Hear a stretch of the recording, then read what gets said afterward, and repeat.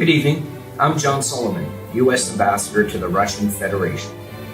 Today marks the 130th anniversary of the grand opening of Carnegie Hall in New York City. To assert the venue's newfound status in the cultural world, the greatest Russian composer, Pyotr Ilyich Tchaikovsky, was invited to perform as guest conductor for the grand opening on May 5, 1891. This performance initiated what would become a storied tradition of collaboration between Carnegie Hall and Russian musicians. The Hall's namesake and founder, Andrew Carnegie, is a great American story. Carnegie immigrated to the United States from Scotland at the age of 13 and first worked as a bobbin boy in a cotton factory in Pittsburgh. Through his own ingenuity, over time he founded and grew a steel company that transformed him into the world's richest man of his era. Despite that fortune, he insisted on donating over 90% of his wealth to charities, following his personal belief that the man who dies rich dies disgraced. He established the Carnegie Corporation, the first philanthropic organization of its kind. Over a century later, his name is still associated with many organizations around the world that promote education, scientific research, international affairs, and world peace.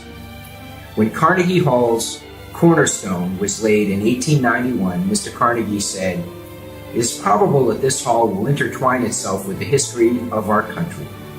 This prophecy became evident from the opening moments of the hall when the world-renowned Russian composer Tchaikovsky made his American debut.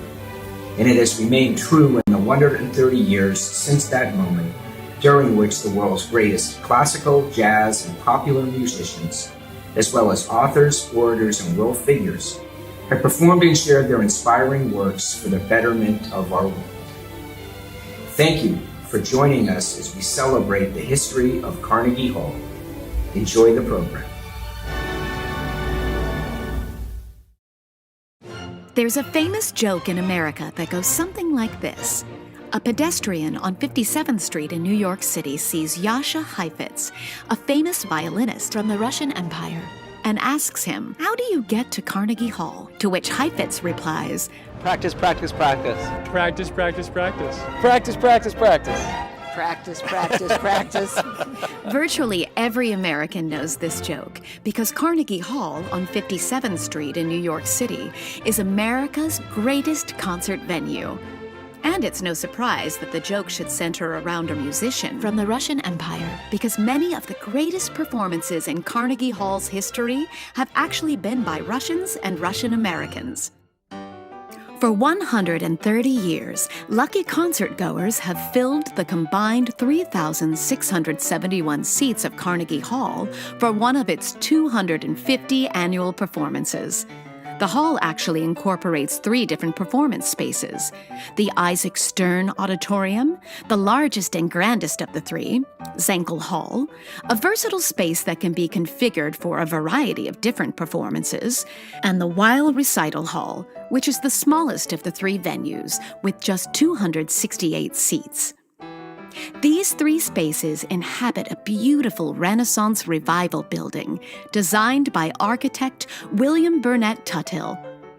But the majesty of Carnegie Hall only exists because of the remarkable generosity of one man, the hall's namesake, Andrew Carnegie.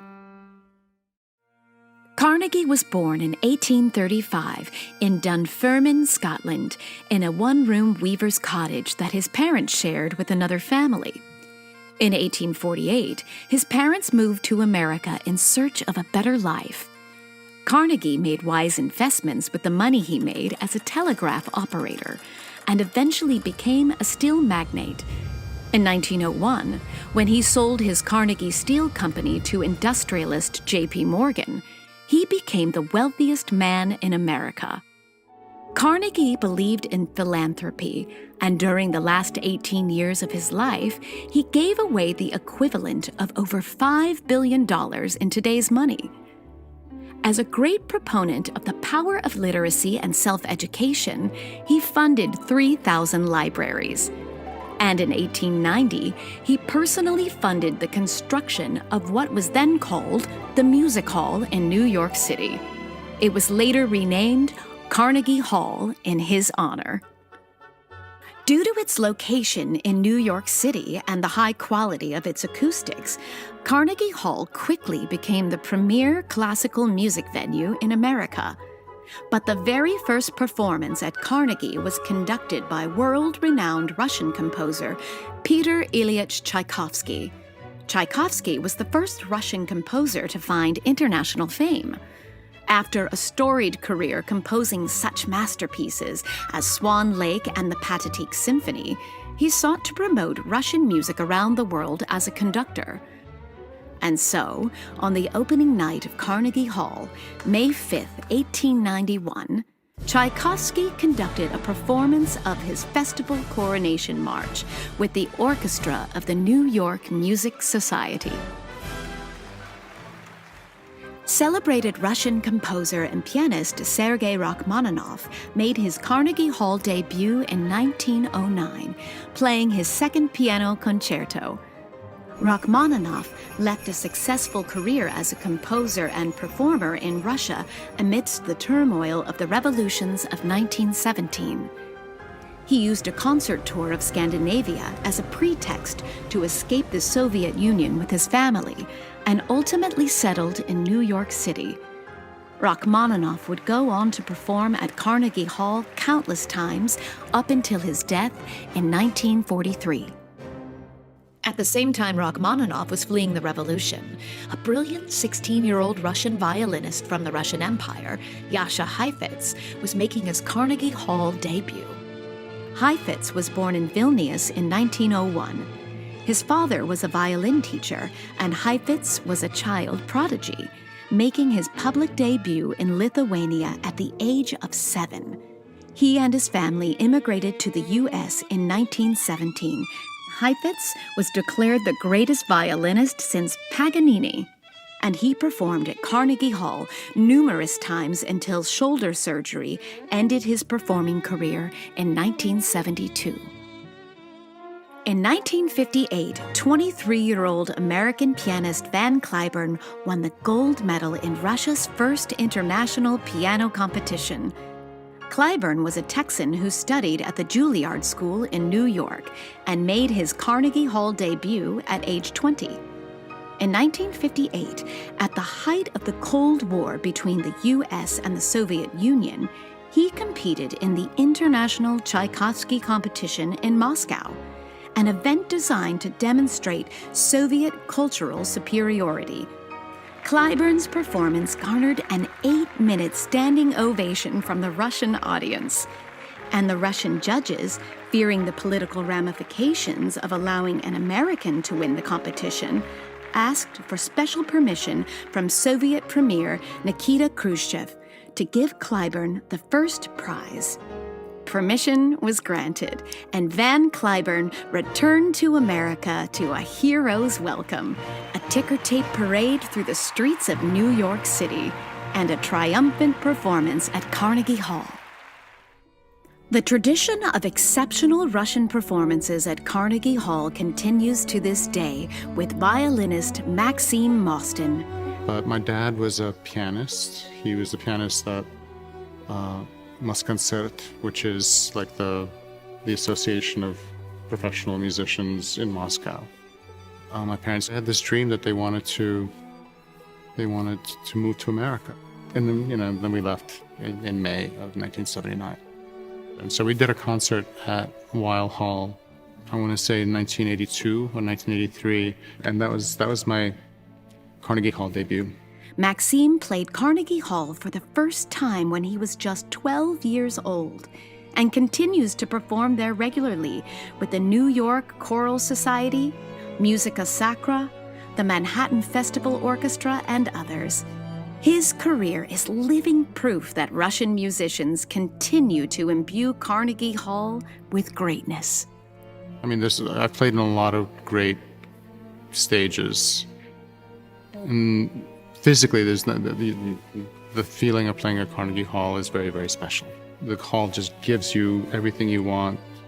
It doesn't matter what you're playing, how you're playing, it makes you feel better about it, you know? And then if you start thinking about all the amazing amazing music that's been created on that stage before you, then it just puts everything in perspective, and then hopefully you play a little bit better because of it.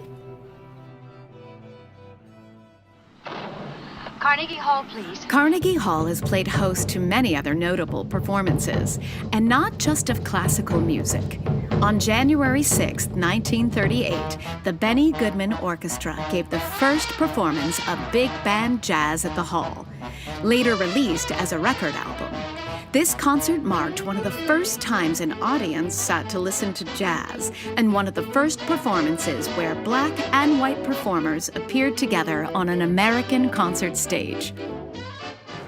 On November 14, 1943, conductor Bruno Walter became suddenly ill and was unable to perform at Carnegie Hall.